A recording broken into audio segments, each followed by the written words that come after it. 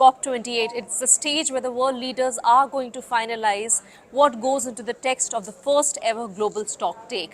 Now, this is an overall assessment of the climate action that has been made by countries since they signed to the Paris Agreement in 2015. Scientists across the world have been pushing for stronger ambitions. Today we have with us Dr. James. He is one of the leading cryosphere scientists and was part of the State of Cryosphere Report 2023, which clearly said that if we breach the 1.5 degree mark, this will lead to intensification of climate disasters across the world. Dr. James, we are at COP now. What are your expectations and what is it that the governments really need to act on to prevent these scale of disasters?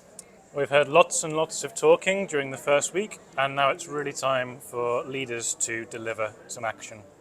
For the cryosphere, this means that limiting warming to 1.5 degrees, as clear as that. 2 degrees cannot be an option because of the long-term, irreversible, catastrophic impacts this will play out on the world for centuries to come. Do you think these impacts are just limited to one or a few countries, or the impacts would be widespread?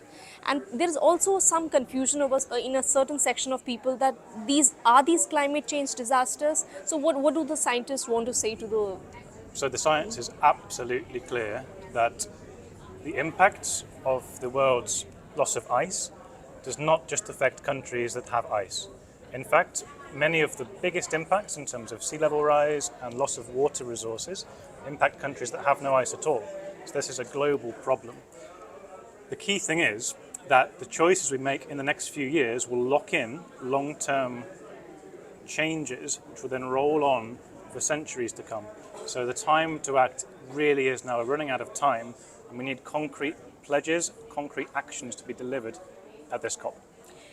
India is also one of those vulnerable countries with a vast coastline as well as the mountainous region, the Hindu Kush Himalayas, and we have over 11 Himalayan states. And over the last few months, we have seen devastating floods, and the Sikkim disaster that happened, there was a major GLOF event washing away a major hydel power plant. Dr. James, as scientist, what do you think is the kind of risk assessment that countries really need to be aware of?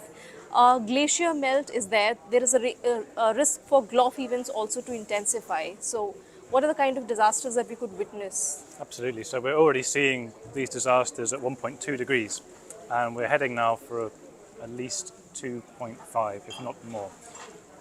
So really, we have to be prepared for these things to happen and know how to monitor for them, have early warning systems, and try our best to prevent them from happening by urgently mitigating our emissions and stopping this. As glaciers melt, we're going to have long-term challenges associated with water security, which then feed billions of people around the world in terms of food production. In order to be able to adapt to this successfully, we have to slow this down.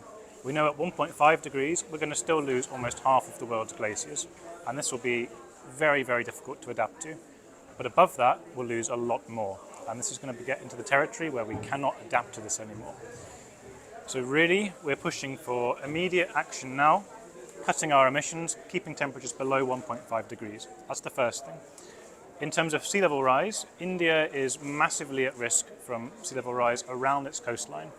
Even at 1 meter, which could be achieved in the early 2070s, 50 years from now, if ice sheet instabilities in Antarctica and Greenland are triggered, we could see 1 meter of sea level rise, and this would be catastrophic for Mumbai.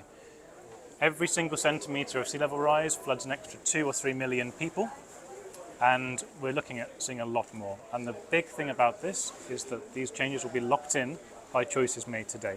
So world leaders need to be aware of this. The cryosphere is the most sensitive aspect of the entire Earth system, and we're at risk of locking in these changes, which will last for generations unless we act immediately now. Like Dr. James have been saying, cryosphere is invisible sometimes, but it is a very integral part of climate action.